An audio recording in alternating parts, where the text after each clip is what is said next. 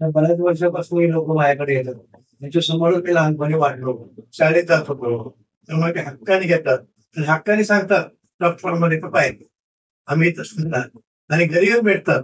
आम्ही आलोय आणि प्रेमाने मिठी मारतो. हे फक्त माणूस प्रेम. आता इथं 2 किंवा 3 दिंडे येतात बरोबर. किती लोक सरासरी आहेत?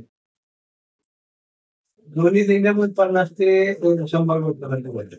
दोन पंढरपूर आणि जे आळंदीपासून येण्यापासून प्रवास जो आहे आणि पंढरपूरला जो माऊलींची वारी पोहोचते, तर असं प्रथमच तुमचं हॉस्पिटल आहे की त्या हॉस्पिटलमध्ये कमीत कमी ते 2 किंवा 3 दिंडे येऊन तिथं थांबतात वगैरे. आतापर्यंत कुठल्याच हॉस्पिटलच्या शेजारी देखील कुठला छोटा मोठा आवाज केला किंवा कुठल्याही वर्गांना थांबू दिलं जात नाही.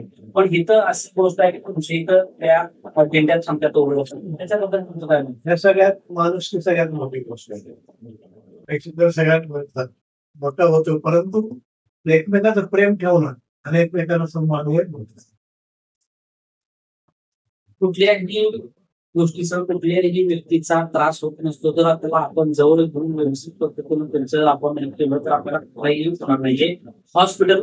प्रथम हॉस्पिटल असं आहे की त्या हॉस्पिटलमध्ये वारी येऊन थांबते, पण त्या वारीचा कुठेही कुणालाही त्रास होत नाहीये. हे फार महत्वाचं आहे. 1 दिवसाची वारी नसून गेल्या 30 वर्षापासून लोक या हॉस्पिटलमध्ये येत आहेत आणि डॉक्टर त्यांना सहकार्य करतायत.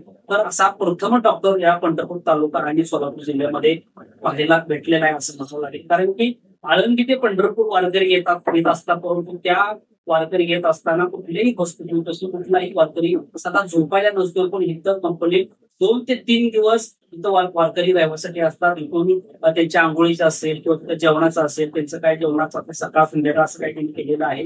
नंतर लाईट असेल, बाकीच्या बऱ्याच गोष्टी त्यांनी करून आहे. इथं इंदरला जातात, मंदिरला पायावर करून थांबतात आणि वारी जशी संपत तसे लोक परतीचा प्रवास जातात.